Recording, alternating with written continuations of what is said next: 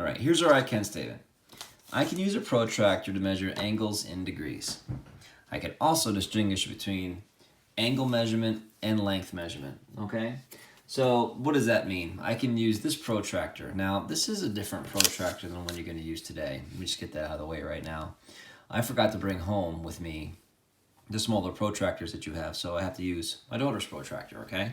So this is what mine looks like, and you know, hopefully tomorrow or today when we're going over this, you'll use your smaller protractors, and the teachers that are helping you can help you measure your angles, okay? So I feel like I can teach you pretty well with this one. So we're going to use this protractor to measure angles in degrees and distinguish between like these kind of degrees measurements and length measurement, all right? So you can see at the bottom of my protractor, there's actually a ruler, and how different that is than using angles here than that, okay? All right, we'll be right back with our, actually we're gonna move on to how to use those. So, my practice sheet is right here, and you have the practice sheet in your packet. So we're gonna get that out right now, okay? All right, so there are 3 different angles here that we're going to measure, okay? So teachers, you can pause the video now and pass out those protractors.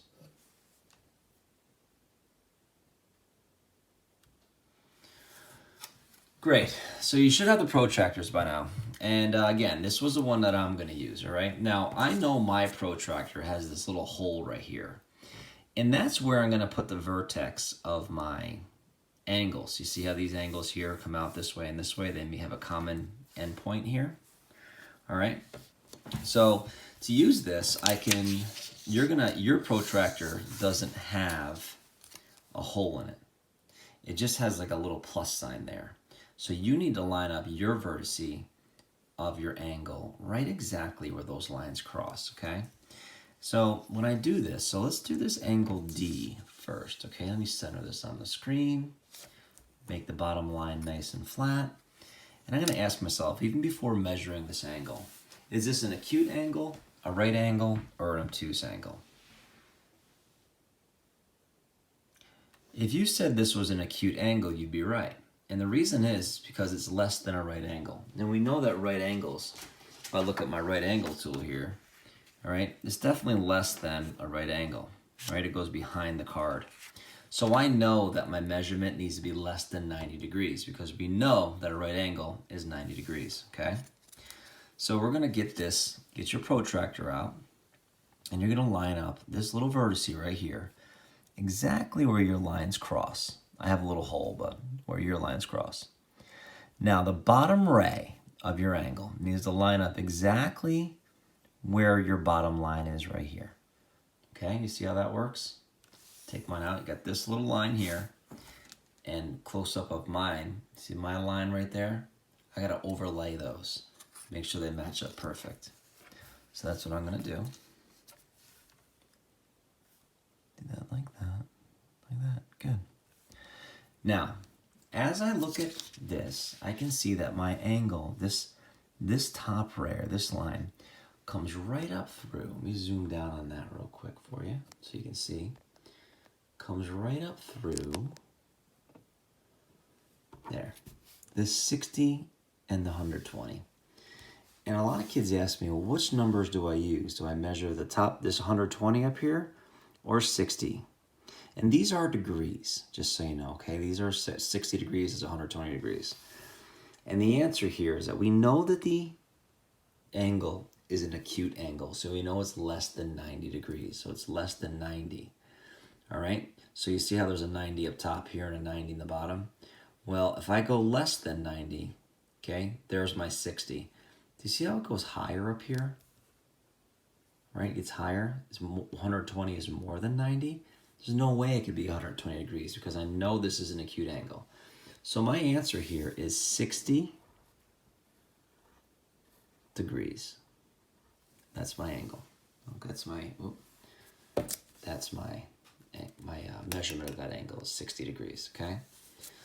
Now 120 degrees would be an angle that would go from this other line all the way around past 90 to 100, okay? That would be an obtuse angle. okay? All right, let me get back up here a little bit. All right, so let's move on to the next one, okay? These angles look very similar, don't they? I know this angle looks bigger, but the arc of these angles look very similar. Let's check to see if they're the same. So again, get your little plus sign out. You're gonna make sure that that's over the top of the vertice where those two lines meet. Then I need to line up that bottom line just like that. And I can see that, look at, it goes right up through that 60 again. This is also a 60-degree angle. Even though it looks bigger, it's still the same angle, all right? The lines are longer, but still the same angle, okay? So, I'm also gonna write down 60 degrees. And again, it's not 120 degrees because I can see that this is not a right angle. It's less than a right angle. So it's gotta be 60 degrees, not 120, okay? Hopefully that makes sense. So you can see here, we're talking about distinguishing angle length. See the length of this ray here? These lines? They're longer than this one, but the distance between them in degrees is the same. All right, last one down here. What kind of angle is this? Is it an acute, right, or obtuse? That's right. It's absolutely an obtuse angle. So if I go like this, I can see that it goes out past there. It's an obtuse angle. So I'm going to take my protractor. I'm going to put it right over the top of that vertice and line up the bottom, okay? So I know that this is greater than a right angle, okay? You line that up. Looking good. All right, just like that. Okay, so I'm going to hold this down pretty tight with my finger because I don't want it to move. And then I'm going to see here. All right, there's my 90 degrees. So I'm seeing going up here 90 degrees. And I'm opening this way. So I'm going to come past 90 and see that it lands on 130. I know it's not 50 degrees because it's greater than 90. It's greater than a right angle. So it's 130 degrees. And that's how you use your protractor. So we're going to practice this a lot today using our problem set, okay? So get yourself ready, get your brains ready, and we'll be right back with that problem set.